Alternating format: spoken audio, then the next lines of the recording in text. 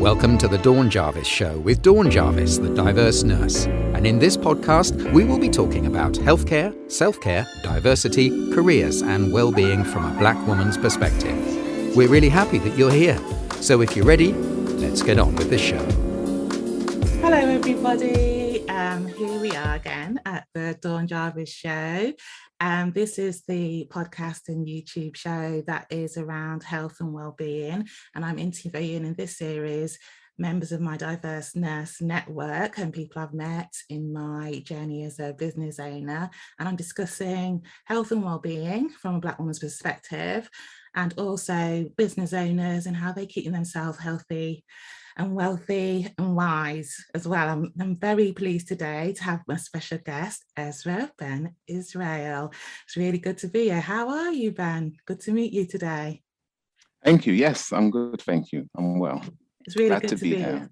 Great. I'm going to introduce you. So Ben is the founder and director of Edifying Answers, a training consultancy. He has a passion for well-being, helping individuals develop strategic well-being practices in their personal and professional lives. Ezra has over 14 years of experience supporting individuals around their self-care, well-being, confidence building, substance misuse, and recovery. Ezra, that's amazing. Edifying Answers. How did you get to be here? Well, I guess I've always been helping and supporting people around well-being. So I started off working within the substance misuse field in 2005. I worked in a prison setting for 12 and a half years. Oh, wow. And I think in that environment, one of the things I found was that there was always a lack of materials to really help and empower people. And so I've always been of the frame of mind that if it's not good enough and you don't like it, then make something better. That's good. And so whenever I was working with clients, I would then, if they came in with an issue, I would design a worksheet specifically to deal with that issue, and then I would have that to use with any other clients. And over the years, it just built up and it built up and it built up in terms of materials that I have, mind mapping tools and worksheets. And so what I then started to get into was delivering groups. And then as I went up the ranks and I was no longer doing frontline work, I was missing that. So I got into the training side of things to train the staff so that they could do the things that was needed to support the clients. And over the years, people kept saying to me, you should start your business. You should do something around this. And for a long period of time, I delayed and I procrastinated because I couldn't see what everyone else could see. And that's why in terms of the work I do now is very much about changing our mindsets, dealing with our mindsets, because I understand how much that hindered me for a long period of my life. And what happened was, it was interesting. One time I was doing a training, I was helping someone out and I was going to do a training for free. Because someone couldn't make it. So I stepped in and I did it. And when I had finished the training, the people loved it. They really loved it. And so the lady actually started to promote me to other people. And a week later, I got a call from someone saying, we want you to do a training. We don't need to test anything. We've heard about you and we'll pay you for it. Wow. And I was like, okay. And so it started from there. I said, right, let's do this. Like, that was the sign for me. That was the final epiphany where I was like, I can't deny this anymore. That's good. And so, a few years back, I said, let's do it. And I set up Edifying Answers, and it's just been great since then, just growing, evolving, developing. That's amazing, because that's how I met you. So we were connected on LinkedIn anyway, but I went to a training that you were delivering in it was online and by a local government agency in London, and it was amazing. And I sort of went to look you up and then realized we were connected anyway. So that was good. And it was like, so I wanted to hear more about it. And the training was around well-being. It was around how people were coping in the in the pandemic around how, you know, people are moving to the new normal because we're, you know, transitioning into a new space, aren't we? And Yes, it was definitely. really, really, really good. And you know, so it was, you know, it was a really, really good training. I was very impressed with it. And Thank you. it's amazing how the journey from moving to sort of like, you know, working in a helping capacity. So working in a prison must have been very, very challenging. And also, you know, I was hearing what you were saying about, you know, there's a lack of materials, maybe a lack of frameworks and how to do that work. And so if it's not there, invent it yourself. And I really also like how you turned that into a business, and how that it started through word of mouth, through referral, people seeing what you were doing and realizing the value that you may not have thought, oh yeah, this can be a business, but people told you that repeatedly, and then you got the referral and got paid for it. That's amazing. But talking about, you know, being in the prisons and sort of like starting your own sort of frameworks, you know, how was that? You know, because I think that happens a lot, isn't it? You'll be in a situation, you can see a need, and then you filled a need, didn't you? Yeah. I think that, you know, often we're on a journey, and sometimes we don't know which way that's going to end up or turn out to be. And so it can be that fear of the unknown that stops us. But I think like events happen in our life that's always leading us and guiding us on a journey. And it's just if we are open to see what life is trying to teach us, what the universe is trying to show us, what the situations in our life is trying to reveal, what's the lesson. So I always say to people, even when you lose the game, don't lose the lesson. There's always something to learn out of everything that happens in your life. And I think the time and the years of me working in the prison really built me up in so many ways. You know, I learned so many things. I saw so many things.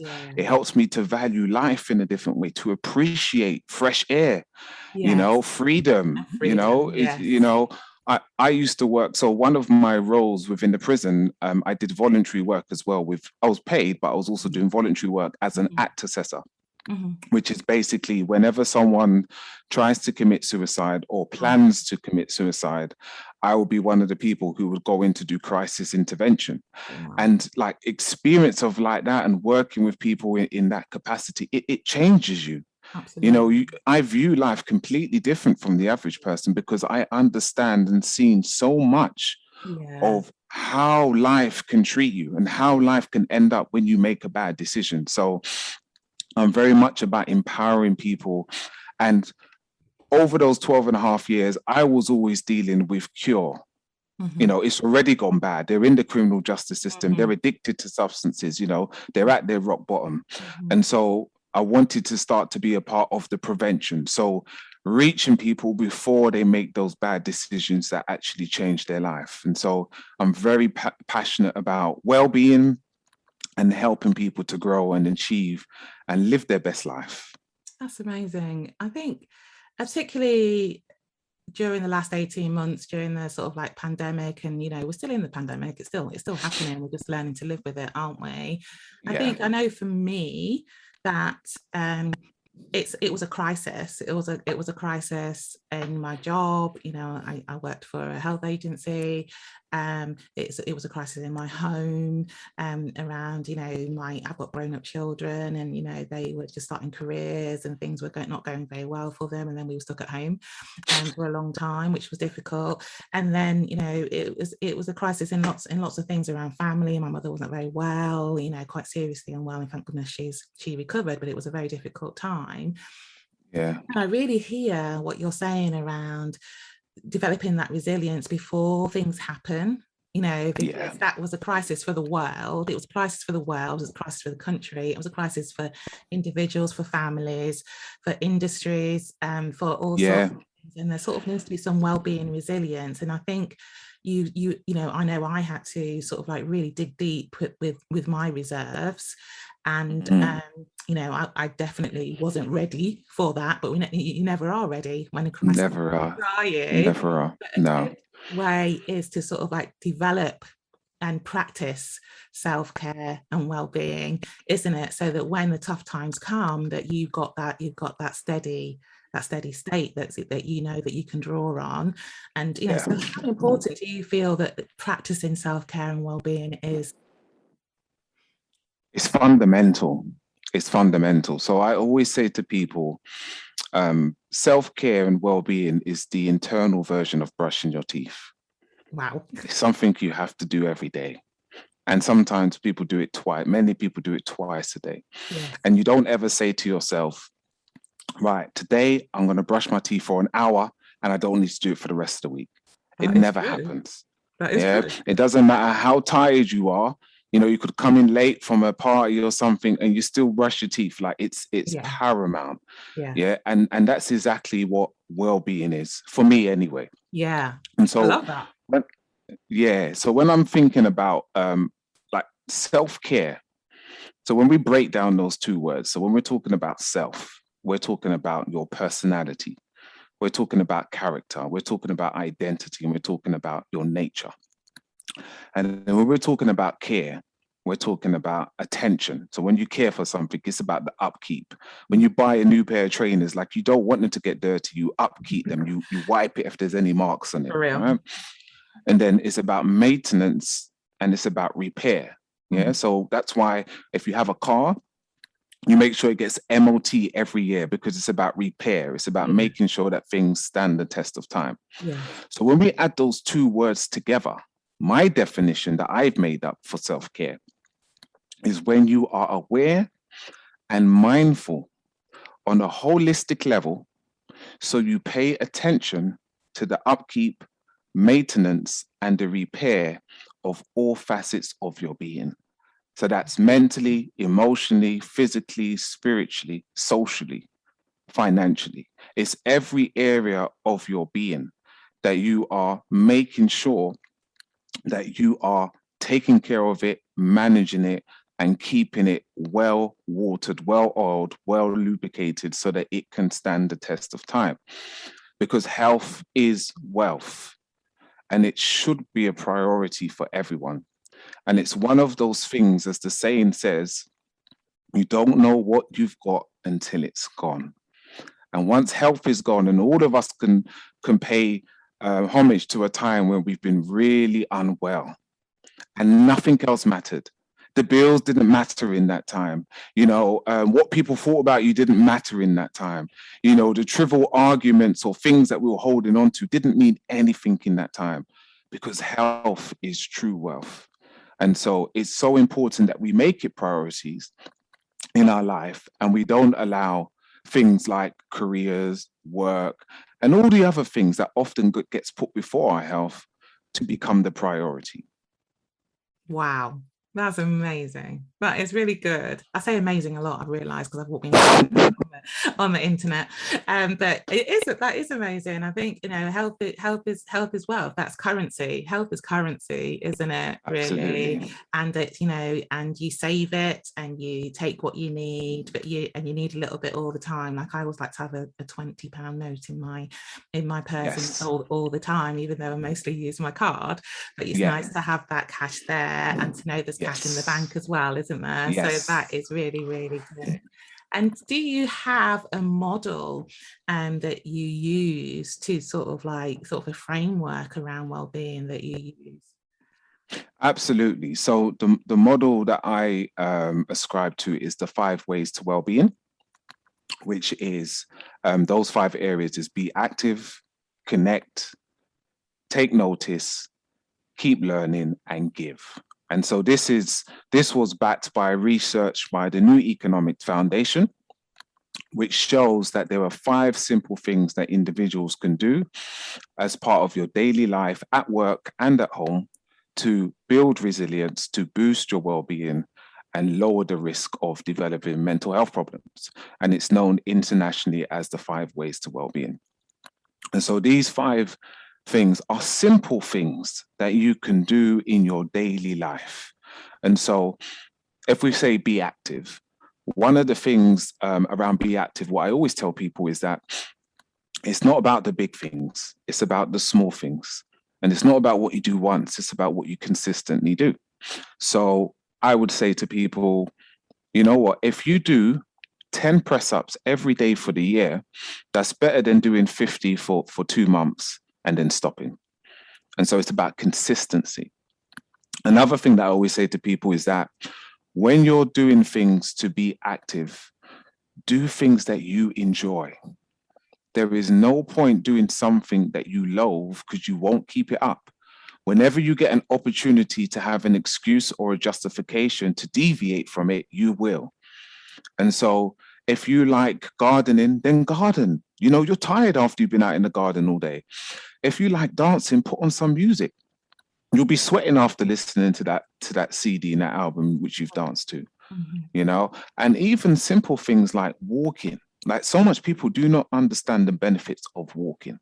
It has collateral benefits. So even to the point, if someone has had a heart attack and they start walking for 30 minutes every day, it reduces their chance of a second heart attack by 70%.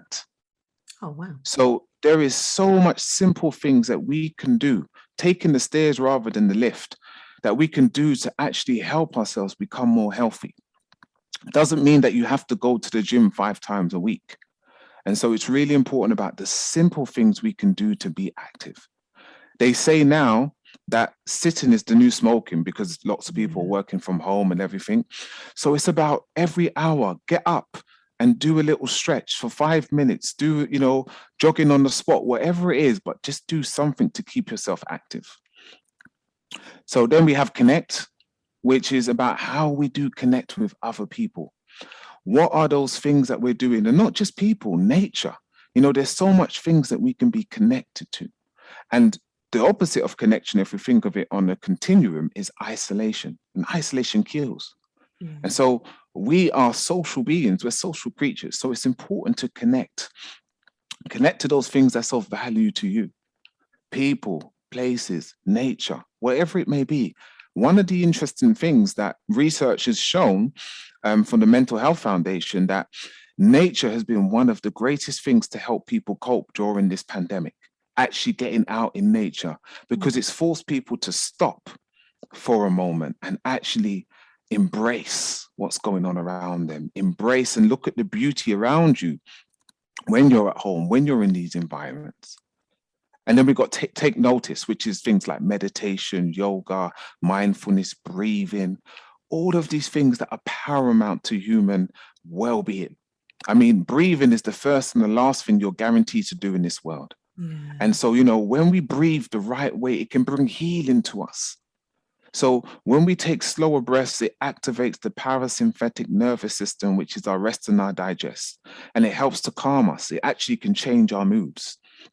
So there's simple things that we can do to really help our well-being. And then we've got to keep learning. You know, every day should be a lesson. Every day should be a school day. And it doesn't have to be formal in terms of going to college and stuff like that, but we can learn from listening to a podcast. We can learn from watching a TED Talk. We can learn from just examining an interaction between two people. And then give. Give is one of the fundamental ones that I like to focus on, because whenever I do exercises with teams and organizations around this 5 ways to well-being, and we get to the give element, they'll start talking about what they've done here and a charity that they supported and volunteering here. And very rarely do I hear anyone ever say about giving to themselves. And it's important to remember that we cannot give and pour out of an empty jug. And so if your jug is at 20% in terms of well-being and self-care and motivation, I can only give someone 100% out of 20%. But if I'm making sure that I am doing my internal version of brushing my teeth every day and my jug is at 80%, I can give people 100% out of 80%. And so we owe it to ourselves to ensure and make sure that we're giving to ourselves so we can then give to our families and our colleagues and our clients. But if we don't do that, then we run the risk of actually having poor health and ill health. And then no one benefits from that. I hear you. So it's a very simple model, but very effective, and it can be used in so many different ways. That's really good. I really like that. I love the way you explained it. I love the examples. I've heard the jug analogy before for the previous guest, and it's a really good one. And I really like what you said around 100% of 20% is only 20%, isn't it? Really. Yeah. And if you give all of it, then you have none, won't you? So that is no, you need to be really, really careful about that. Now, people don't, you talked about, people have to practice, and, I think we talk about goal setting and things like that. What would you suggest would be the best thing to sort of like set some goals around well-being for yourself? One of the things that I often ask people is, what are you currently doing? And what's one thing that you'd like to improve? Mm-hmm. And with those two questions, I get so much content, I get so much information, because what happens is either people are doing stuff, and so in that's great because I can give an affirmation which reinforces that behavior, or they say, I would like to do, I want to do, one day I hope to do. And that helps me to know and recognize what's important for them. And then I help them to break that down into SMART goals: specific, measurable, achievable, realistic, and timely, so that they can then actually apply that into their life. And I think it will just all depend on the individual. I think what is the major problem that I find what happens is we mentally trip ourselves up. We get in our own way. There is always narratives that we put in our mind to tell us there's some reason why we can't do it. And I think that's the major battle, what people face on a day-to-day basis. It's what we're telling ourselves. Because, the interesting thing about our mind is that whatever you tell it, it believes. Yeah, that's very true. That's very, very true. And I like the way that you also ask what people would like to do, and I think what you're saying is sort of creating a path so that the things that people would like to do, so how can you get to the things that you would like to do. But I also like what you're saying about affirming what people are already doing as well. So it's sort of like, what are you doing now? That's brilliant, that's great. What would you like to do, and how can we get there as well? That's really good. Now I'm a nurse, so I always ask this of my guests. So how, you help people with their health and well-being. What about your own health and well-being? Do you practice what you preach? Do you embody what you say? Oh yes, definitely. So I think for me personally, well-being is so important to me. It's a priority in my life, and that's why I'm so passionate and why I talk about it the way I do. So I start my day with intention. And I always tell people this: start your day with intention. Don't just get up, wake up with intention. What's your goals for the day? Mine personally, I start every day. I do my affirmations. I do my visualization boards. I do my breathing. I do my training, my exercise. So I train myself so that mentally, physically, spiritually, and emotionally, I am prepared to handle and overcome whatever I have to face for that day. I have intention with everything that I do. And I know that in order for me to be the best version of myself, I have to prep myself, and I have to train myself, and I have to make sure that I am ready to deal with, because I have hectic days, and I have to ensure that I am that best version of myself. And so that doesn't happen by accident, and it doesn't happen by chance. It happens by design. And that's why discipline is so important. Brilliant. It's so important. Brilliant. And thanks for that. That's really good, because it's sort of like, it's a way of life, isn't it? It's like a religion. It's like, how you live your life, your values. It's really important to me. And so I teach it, I do it, and this is the example. And that's not to deny that everyone has their own stresses and strains and bad days and good days, but what I hear you saying is that you've got a background in that you set your day with intention, you have goals that you're going to achieve, and that you do that, and you've got a framework for doing that. So that's really good. I think I was just going to say, I think the other thing for me personally is I really understand the power of the mind. Okay. And so I make sure I keep it in the zone and in the frame that I want it to be. And what I mean by that is there's a saying that says, where the mind goes, the energy flows. Yeah. And so if you allow your mind to run away like a runaway train in that wrong area or direction, your energy, your frequency, your focus is going to be derailed.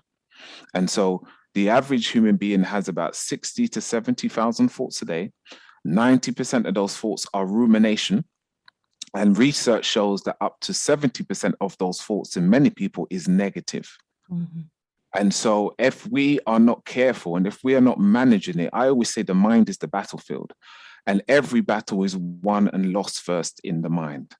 And so it's about throughout that day, keeping stock, being mindful of what you're giving yourself over to, what you are focusing on, and what your mind is being entertained by, because the mind is a muscle and every thought is a rep.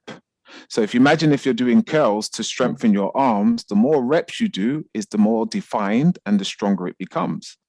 Well, if you think of your thoughts the same way, if you are constantly worrying and anxious about something, you are developing that muscle, that pathway in your brain. And so your brain is going to be paying attention to that. Yeah. And so mindfulness is very important. Right, thank you. That is really, really good and very, very powerful. I like the expression where the mind goes, the energy flows. It is so true. And I like the analogy around practicing as you would practice any skill, that that makes you stronger and it makes you better. So these are all fantastic tips. What is there anything that you would like to leave our audience with?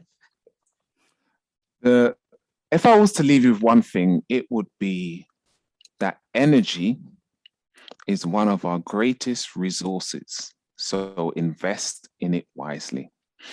And what I mean by that is that we are energy. Okay, when we go underneath our skin, if you get a microscope and you look under it, beneath the atoms and everything, it's raw energy. Okay, and so there are 3 ways that we can charge ourselves, because we are energy, just like a phone will be charged. There's 3 ways that we can charge ourselves. The first one is food. Anyone who's fasted for a few days would understand what that means. Yeah, when you get that food, it energizes you. Yeah. The second one is sleep. Sleep is paramount. Like, our life is dependent on sleep. We heal when we're asleep. Our body recuperates. The melatonin, and it goes forth like a DIY system and it repairs us. It's paramount. And the third one is our thoughts. Those are the 3 ways that we charge ourselves. But also, it's important to recognize that our thoughts are energy. If you think about it this way, when you think about something, if you hear bad news, and you start to thinking about that, what does it do to you? It affects your whole body. It affects how you feel. It affects how you act. It makes you feel lethargic. But if it's a positive thing, it makes you feel elevated. It makes you feel joyful. Because what they have found is that when our brain is active, it has enough energy to charge a 15 to 25 watts bulb. So that's energy. Mm-hmm. But energy can also be transferred, because when you have a thought that is strong enough, it creates an emotional chain reaction, which is what we call an emotion. Mm-hmm. Now, emotion is short for energy plus motion, because it's energy in motion. You see, words is the language of the brain, and emotions is the language of the body, but it's emotional currents. And as a result of that, it then affects how we behave. Mm-hmm. And so energy is your greatest resource. So how we think, how we speak, how we feel, and how we act is all transference of energy. So use it wisely. Do not invest your energy in counterproductive discussions. Do not waste your energy focusing on something you can't control. Do not waste your energy thinking about what might happen, because if it's going to happen, at that point, worry about it, Because it might not happen, and you'll find that you've wasted all of this energy for something that didn't even manifest. So I would say to people, energy is one of your greatest resources. Invest in it wisely. I love that. I love that. Thank you. That was really great. Energy is one of your greatest resources. So Ezra, how can people get in touch with you, access your training, etc.? Yes, so I'm on all social media. So I'm on Instagram as Edifying Answers.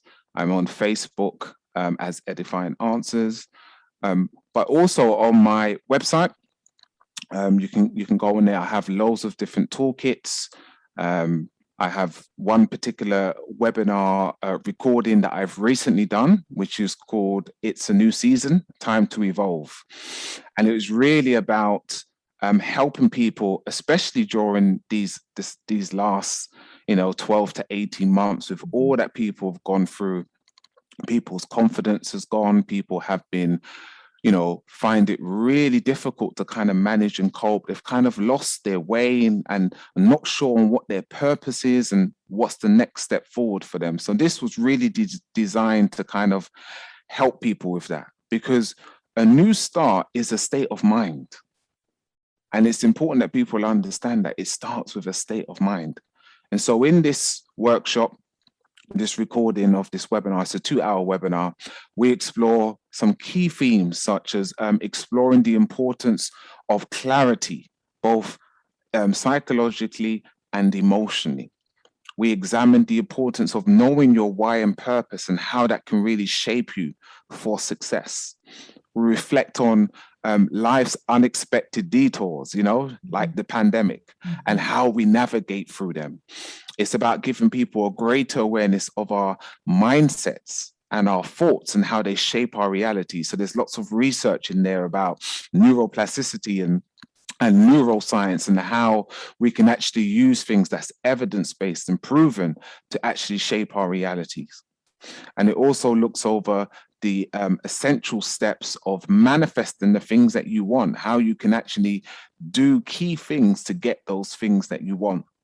And it also looks at the benefits of visualization and showing how many people have used that as a part of their success. And the final thing is about dismantling outdated and limiting belief systems that hold people back, because I believe that is the fundamental thing. And one of the things in particular that holds people back is perfection. I need to wait until I'm better. I need to wait until I've got this together. And we are never perfect, and it's never the perfect moment. The time is always now. And the final thing you can get me on is also my YouTube channel. So I have a YouTube channel called Ezra Voice of Reason. I have over 150 different motivational videos and talks on there. So people can also go on that if you want to see more of me. Brilliant. And this has been an education. And I'm go check out those tours. I've already attended one of your seminars and it was fantastic. So I do recommend it. This has been absolutely wonderful. And thank you for sort of like setting that out and talking about the importance of self-care and well-being. Thank you very much, Ezra, for your time. And for everybody, and thanks for joining us, and we'll see you soon. Goodbye.